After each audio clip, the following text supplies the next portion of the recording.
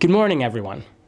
Many thanks to the conference organizers for enabling me to participate remotely in this Indigenous International Employment Symposium. My name is Jonathan Barr, and I'm working as an analyst in the Local Employment and Economic Development Program of the OECD. Our work is focused on the contributions of local labor market policy to boosting quality employment and productivity. To this end, we've recently completed a study in Canada looking at the employment and economic development challenges facing Indigenous peoples. My remarks will focus on the key results of this study, which looked at two jurisdictions in Canada, Saskatchewan and the Yukon. Indigenous peoples in Canada face a number of significant employment and economic development challenges. For example, unemployment for Indigenous peoples was 12.4% in 2015, which is double the rate of the non-Indigenous population of 6.8%.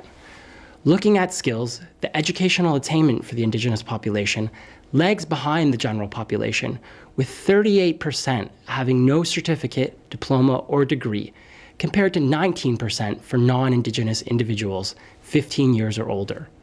In Canada, it should be noted that self-government agreements are changing the face of Indigenous governance. To date, Canada has signed 22 self-government agreements. Overall, our study found that both the Yukon and Saskatchewan have demonstrated leadership in establishing stronger government-to-government relationships with Indigenous communities. Strong efforts are being made in both regions to stimulate growth and development. For example, with the signing of several self-government agreements in the Yukon, many Indigenous communities realized that a wide variety of leadership capacities would need to be developed in order to ensure their success. In partnership with the federal and territorial government, Yukon College has introduced a First Nations leadership training program to help prepare Indigenous leaders for these new responsibilities. In the Yukon, finding skilled trades can be challenging because of its remote location. To help increase the number of apprenticeship completions, the Trondyke-Gwecht'en First Nation in Dawson City registers apprentices and keeps the apprentices log.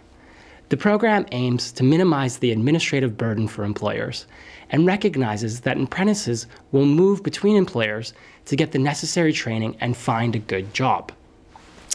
In Saskatchewan, Whitecap Dakota First Nation has been a leader in economic development. Much of what has contributed to the community's economic success was the inclusion of Whitecap under the First Nations land management regime and developing the Whitecap Land Code. Controlling its own land, the chief created an integrated land use plan, established relations with financial institutions to gain access to capital, and created long-term lease agreements that allowed companies to establish operations in the community. The chief recognized that increasing wealth and opportunity for the community and securing future prosperity would require investments that would deliver economic benefits over the long term. They made that vision a reality by incorporating the Whitecap Development Corporation, which is focused on attracting inward investments into the community. In Canada, our report has showed that building the leadership and governance capacities of Indigenous communities should be a priority. Our report also recommends that federal policies strongly consider the role that is played by many provincial, regional, and local level governments in working with Indigenous populations.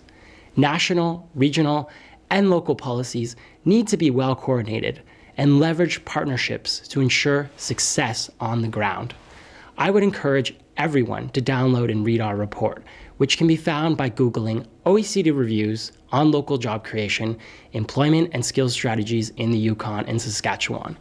We've published 13 country reports under this OECD series. I would also encourage participants to directly email me if you have questions or would like further information at jonathan.barr@oecd.org. Many thanks for listening.